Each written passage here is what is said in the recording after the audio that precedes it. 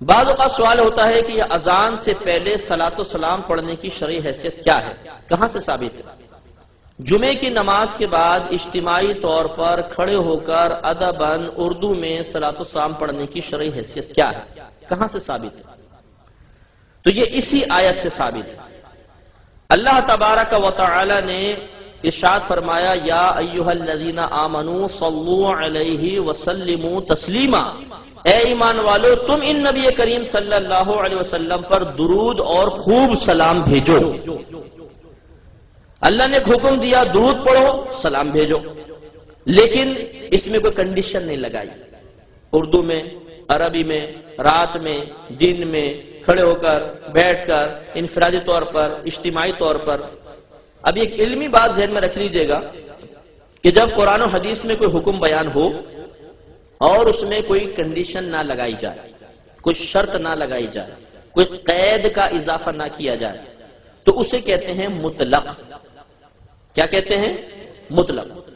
اور یاد رکھیں کہ قرآن کا مطلق ہی رہے گا، کوئی شخص اپنی رائے سے اسے مقید نہیں کر سکتا، اپنی رائے سے اس میں قید نہیں بڑھا سکتا۔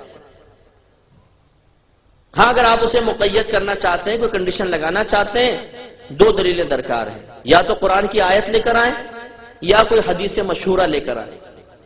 حدیث مشہور اس حدیث کو کہتے ہیں کہ نبی کریم صلی اللہ علیہ وسلم سے اس حدیث کو کم از کم 3 صحابہ نے سنا ہو، پھر ان صحابی نے جس کو آگے بیان کیا وہ سننے والے بھی کم از کم 3 ہوں، پھر ان میں سے اگر کسی نے آگے بیان کیا تو اس کو سننے والے بھی کم از کم 3 ہوں۔ ہر دور میں جب وہ حدیث منتقل ہوتی آئی، اگر کم از کم اس حدیث کو روایت کرنے والے 3 راوی ہوں گے تو اسے کہتے ہیں حدیث مشہورہ۔ تو قرآن پاک کے مطلق کو اگر آپ اپنے پاس سے کوئی کنڈیشن لگانا چاہتے ہیں تو نہیں لگا سکتے، ہاں اگر لگانا چاہیں قرآن کی آیت سے یا حدیث مشہورہ سے۔ یہ اصول یاد رکھنے کے بعد اب دیکھیے اللہ نے فرمایا قرآن درود پڑھو، خوب سلام بھیجو۔ کب؟ صبح، شام، رات، دن، کچھ بھی نہیں۔ تو اب آپ چاہے اذان سے پہلے پڑھیں، چاہے اذان کے بعد پڑھیں، جمعے سے پہلے پڑھیں، جمعے کے بعد پڑھیں، عصر سے پہلے پڑھیں، عصر کے بعد پڑھیں، سب اسی آیت پاک کے حکم پر عمل کی صورتیں ہوں گی۔ میں اس کو ایک مثال سے سمجھاتا ہوں۔ آپ یہاں پر آئے باہر، کسی نے کہا جی اندر جا کر پنڈال میں بیٹھ جائیں۔ آپ میں سے کچھ آ کے ادھر بیٹھ گئے، کچھ اس کونے میں بیٹھ گئے، کچھ اس کونے میں بیٹھ گئے، کچھ اس کونے میں بیٹھ گئے۔ اب ایک شخص کھڑا ہوا، اس نے کہا تم سب درمیان میں آ کے بیٹھو، کونے میں آ کے کیوں بیٹھ گئے ہو؟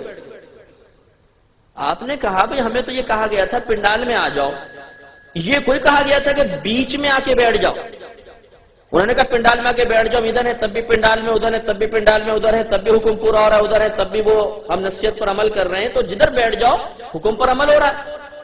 لیکن شخص کہتا ہے نہیں، بس تم سب درمیان میں آ کے بیٹھو، سمٹو، درمیان میں آ جاؤ۔ تو بتائیے کون اپنے موقف میں، اپنے خیال میں درست ہے؟ جو یہ کہہ رہا ہے کہ اندر داخل ہو کر جہاں کہیں بیٹھ جاؤ حکم پر عمل ہو گیا، یا جو کہہ رہا ہے کہ نہیں جب درمیان میں آ کر بیٹھو گے تبھی حکم پورا ہوگا، سائیڈ میں بیٹھو گے تو نہیں ہوگا؟ کون صحیح ہے کون غلط؟ یقین سی بات جو جہاں بیٹھ گیا۔ بس اللہ نے فرمایا تم خوب درود پڑھو اور خوب سلام بھیجو۔ کب؟ کوئی کنڈیشن نہیں، تو جب مرضی پڑھیے، اسی حکم پر عمل ہو رہا ہے، جیسے جہاں مرضی بیٹھیے اسی حکم پر عمل ہو رہا ہے۔ لیکن اب اگر وہ کہے کہ ہاں اذان سے پہلے مت پڑھو، ویسے پڑھتے رہو، جمعے کے بعد اجتماعی طور پر ادباً صلاۃ و سلام نہ پڑھو، ویسے آپ پڑھتے رہو، یہ ہے کنڈیشن لگانے والا، اور بالکل ایسے جیسے یہ کہنے والا کہ یہاں نہ بیٹھو درمیان میں آ کے بیٹھ جاؤ، اور اس کو آپ نے خود اپنی زبان سے، اپنے ذہن، اپنے شعور سے غلط قرار دیا، تو غلط۔ تو اللہ تعالیٰ جب منع نہیں کر رہا تو آپ اور میں کون منع کرنے والے ہو سکتے ہیں؟ لیکن اتنا ضرور ہے کہ اذان سے پہلے اگر آپ صلاۃ و سلام پڑھیں تو اذان میں اور صلاۃ و سلام میں ایک فاصلہ ہو، آپ درود شریف پڑھیں، تھوڑی دیر ٹھہر جائیں، اس کے بعد اذان شروع کریں، تاکہ یہ درود اس اذان کا حصہ نہ بن جائے۔ لوگ یہ نہ سمجھے شاید یہ بھی اذان ہی ہے، متصور نہ ہو، جیسے سننے والے کو اگر مسئلہ معلوم نہیں تو یہ سمجھ بھی سکتا ہے، تھوڑا سا گیپ کر لے، فاصلہ کر لے۔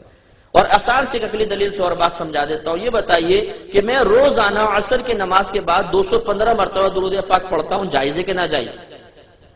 بولیے، میں روزانہ عصر کی نماز کے بعد 215 مرتبہ درود پاک پڑھتا ہوں، جائز ہے کہ ناجائز؟ بتائیے۔ اچھا اب اس کا ثبوت دیجئے کہ عصر کے بعد 215 مرتبہ درود پڑھنا جائز ہے؟ نبی کریم نے کہاں فرمایا کہ پڑھو؟ نہیں فرمایا نا، لیکن منع بھی تو نہیں کیا نا. اللہ تو فرما رہا ہے درود پڑھو، سلام پڑھو، میں اس حکم پر عمل کرتے ہوئے پڑھ رہا ہوں، ٹھیک ہے، چاہے 200 مرتبہ پڑھوں، 215 مرتبہ پڑھوں، 300 مرتبہ پڑھوں.